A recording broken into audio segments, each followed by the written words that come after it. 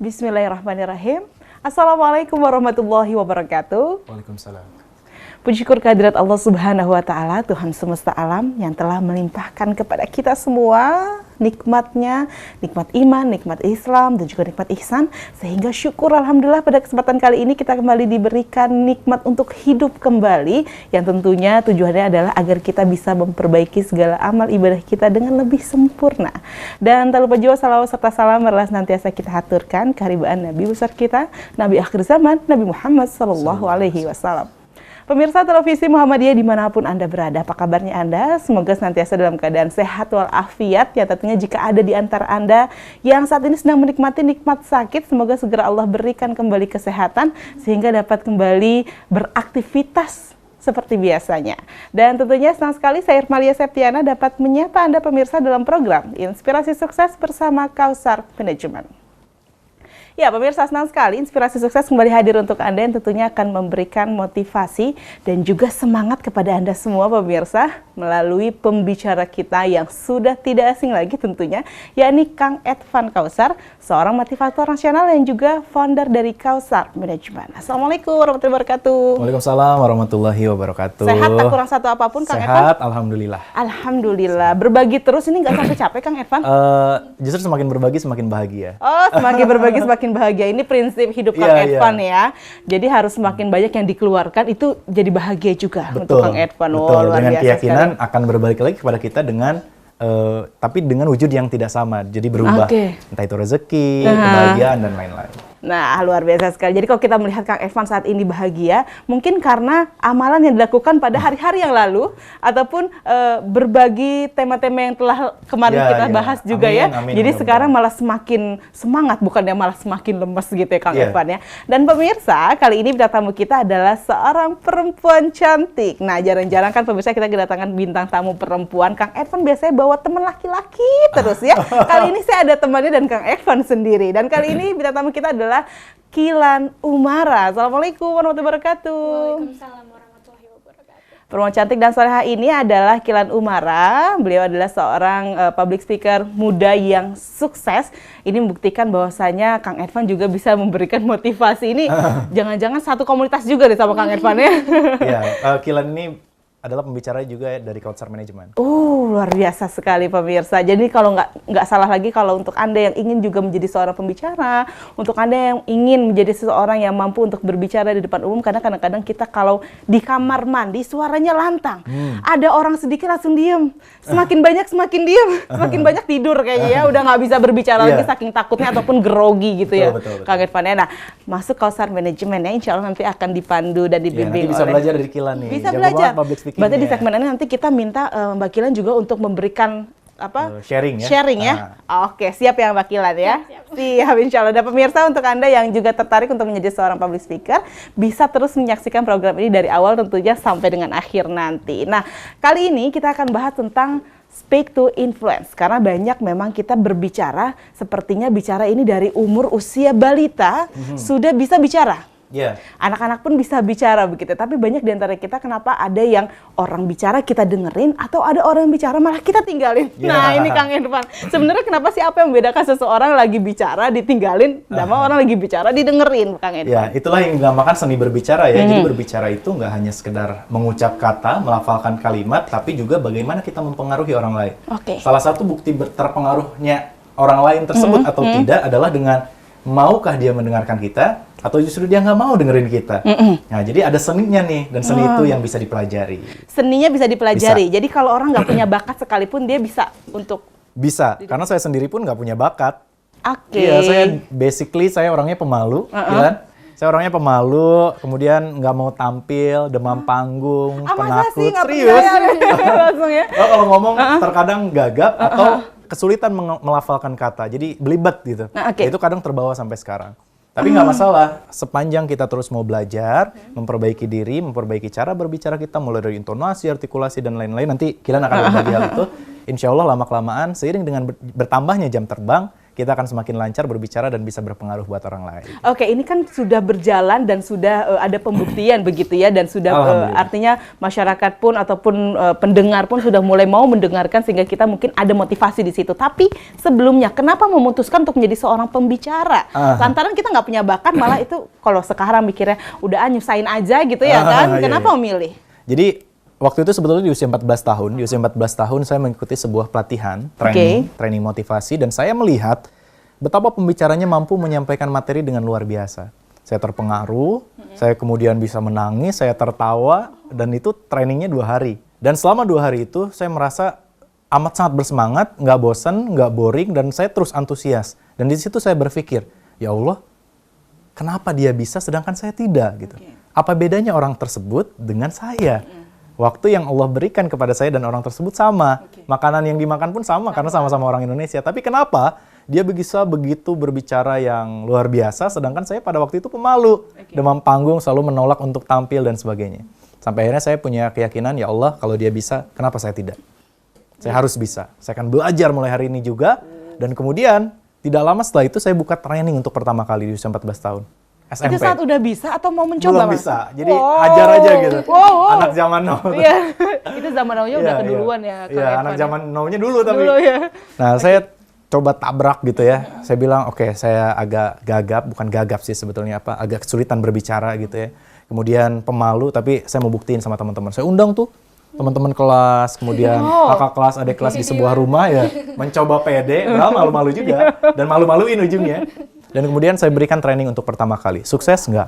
Saya dihina, saya dilecehkan, saya dikatakan sok tahu, sotoy gitu ya. Dan di akhir saya mau mencoba seperti si pembicara yang waktu itu saya ikuti. Jadi ada semacam renungan. Nah, saya coba pakai renungan, pakai musik, lagunya itu lagu Bunda tuh.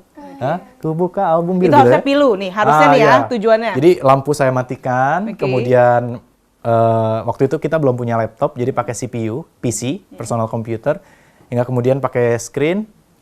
Kemudian saya coba buat mempengaruhi mereka biar tersentuh gitu ya. Saya bilang, bayangkan ibunda kita selama 9 bulan bla bla bla bla bla.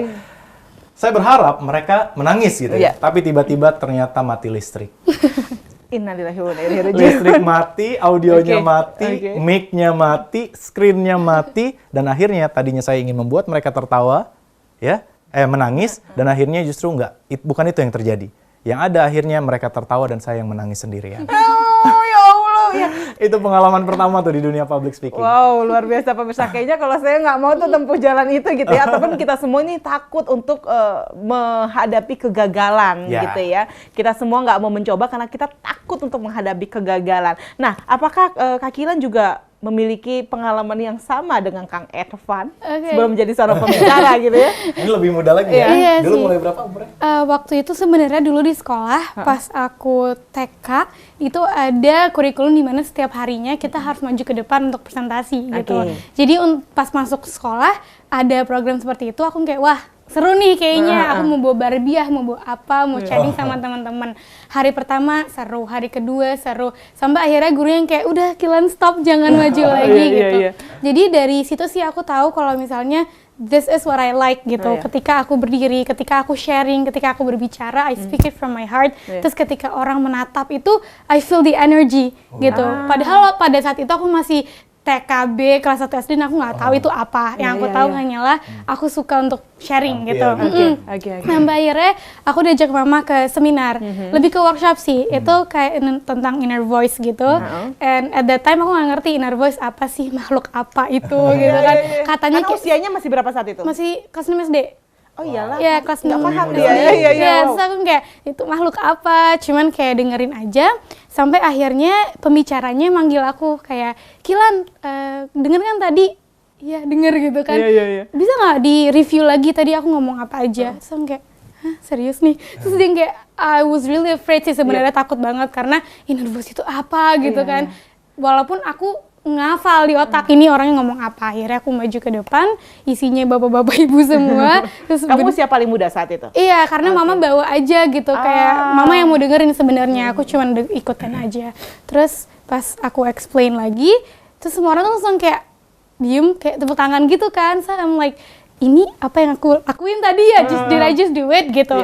Sampai akhirnya pertama kali banget aku diajak sama pembicara yang sama untuk berbicara lagi dengan materi yang sama, tapi ke anak-anak seusia aku, kelas 6 SD kayak gitu. Itu another struggle sih sebenarnya, kayak first aku nggak tahu nervous itu apa, terus second aku harus belajar lagi, terus cara aku berbicara kepada anak kelas 6 SD kan berbeda ya. Betul. Kadang kalau aku ngikutin apa yang pembicara ngomong, dihafalin aja nggak bakal nyampe. Jadi itu struggle-nya adalah aku harus belajar lagi nih materinya, terus harus belajar lagi cara penyampaiannya bagaimana gitu. And from the moment aku mikir, well, I love this gitu sih. Iya, ini disadari, ini sebenarnya yang tidak dengan sengaja berarti ya. Kilan menemukan hal tersebut dimulai dari bahwa dia nggak tahu tuh nervous itu apa. Dimulainya dari dia menghafal aja gitu. Kilan menghafal sampai akhirnya ya udah orang jadi tepuk tangan. Tapi ternyata bukannya malah selesai sampai di situ, malah hadir tantangan yang baru, baru. Tapi Kilan beruntung banget, Mbak Irma, karena menemukan apa yang dia suka di usia yang masih sangat muda. Betul. Ya, itu yang paling beruntung tuh.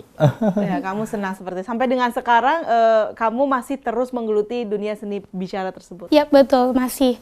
Sekarang alhamdulillah orang mempercayai aku buat ngelatih sih sebenarnya private training ataupun community training kayak gitu. Jadi senang sih bisa sharing karena awalnya I just feel like it's something that I love. Ini adalah sesuatu yang aku suka. Tapi kemudian aku ikut komunitas segala macam, tiba-tiba orang berdatangan kayak kamu gimana sih kok bisa gitu. Aku pengen banget bisa, dan ternyata itu lagi tadi ada masalah lagi ternyata di komunitas bahwa banyak orang ingin berbicara, banyak orang merasa bahwa I have to do it, tapi ada suara dalam dirinya jangan gitu.